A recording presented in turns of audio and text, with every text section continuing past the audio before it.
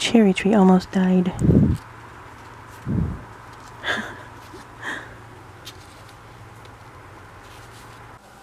I already miss the silence of camping. While they have like a little bathroom there, we were still kind of sleeping in a tent, and it was a little bit spooky because every night when we would be drifting off to sleep, we could hear things walking around our tent, which was probably the deer. And at one point there was a cougar and a bear, so it's not really that surprising that there would be something walking around the tent at night. And I just really enjoyed having some silence.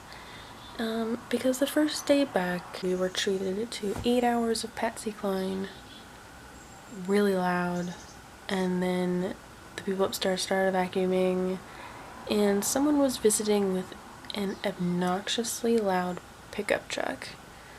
I don't understand people with noisy cars. It just makes it sound like your car is broken. It's not that cool. Now there's a garbage truck.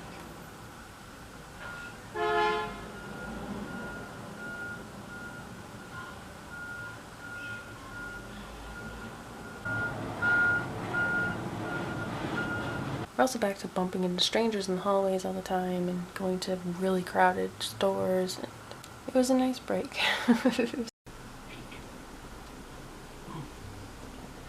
Another thing that I just kind of wanted to throw out there is shipping is going to be somewhat dramatically delayed, I think.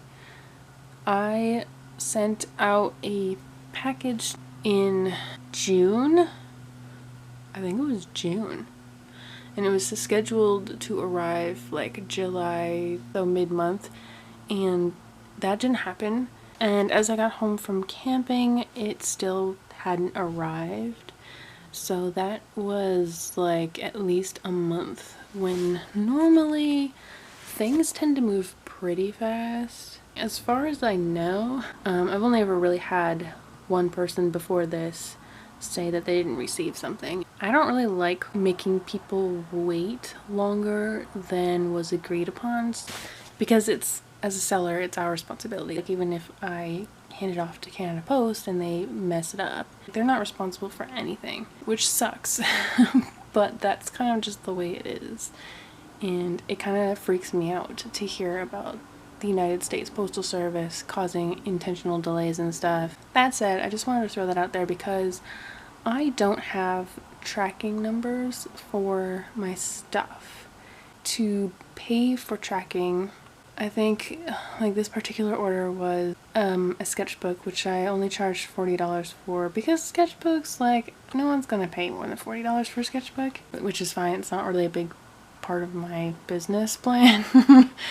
And shipping is just so expensive. I think shipping a book really lightweight, I literally ship it light packet, and it costs $22 to mail it. So like a $40 sketchbook with $22 shipping on top of it, like if I want to have tracking on a package, I have to pay an extra $35 just to be able to see where it is and where it's going. Because if it's lost, it's lost. If it's legitimately lost, a tracking number isn't really going to help me, so that's why I don't really buy $35 tracking number on top of a $22 shipping label. And I think most people would make that decision. And I'm not really saying this as like a complaint. I just want to make sure that everyone knows that I probably will not have a tracking number unless it's domestic. I also received a notice from Canada Post in response to my question. As predicted, they can't help me, but they did say that there are literally fewer planes in the sky, and that's causing a lot of delays, and I completely believe that. That makes complete sense. That's probably exactly what's going on. So that's another thing I wanted to put out. I wanted to put out that I will probably not have a tracking number available, although I will take responsibility if it doesn't actually arrive, and that there is a very reasonable reason why shipping is gonna be heckin' delayed. Especially if USPS does some weird stuff. I'm a little concerned about that. That's kind of just what's going on. I'm not really worried about it. I know, like, I'm kind of, by talking about this, I'm kind of opening myself up to potential scammers and liars, but I don't think most people are gonna be like that. Most people are actually pretty nice. Like, it would have been nice to know if my parcel was waiting in a very specific place, but it doesn't really help having it stuck in one place. It doesn't really indicate that it's actually there. It only indicates that that was the last place that it was scanned, and it could be anywhere. Anyway, so that's what's going on, and I'm pretty sure that it's just gonna get there someday, and I'm just not really gonna worry about it. And they'll probably get a free sketchbook, and which is way better than having a lost sketchbook, and I'm happy. My camera battery is dead because the charger didn't work. And I don't have like an actual room to film anything in. And the lighting is terrible, and my laptop is getting too hot, so as soon as I finished recording my audio, I wasn't sure if it recorded the whole time because it won't show me, and it's like chugging and it's saving right now, so I'm like, I hope that worked. Oh my god. I cannot do that again.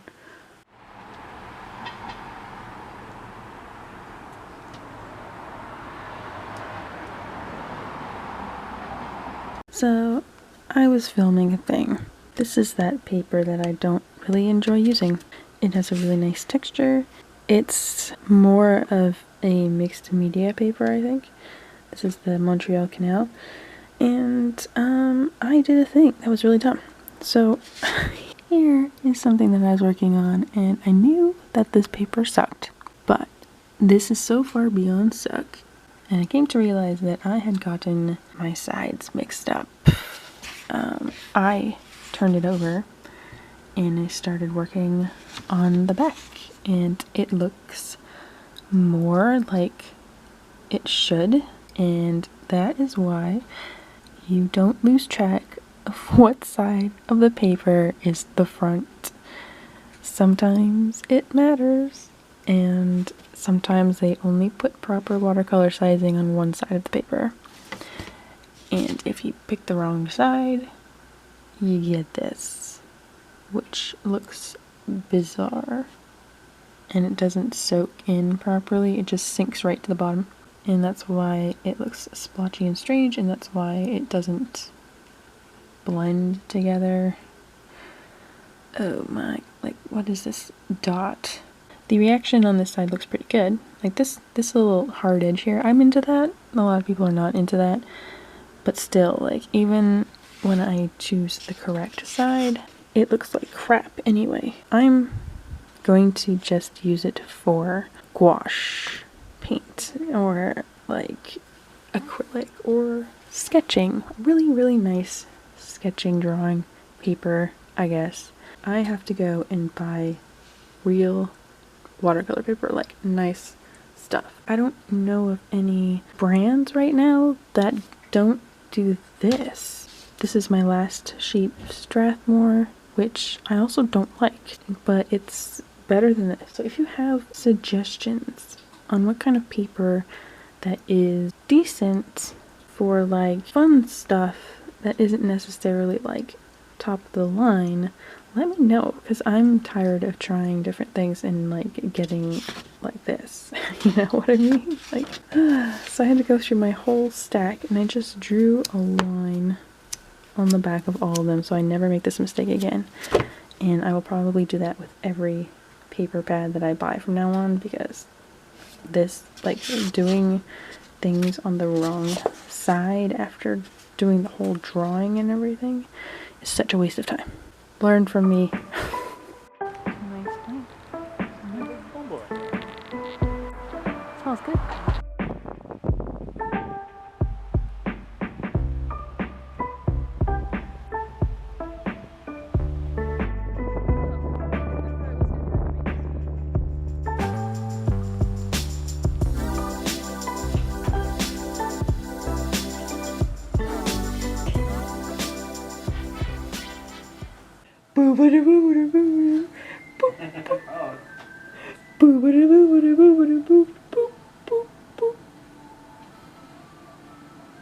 It's in there. A spooky cat monster. Oh, hi, Ken. You're here. Hi, BB. Whoa!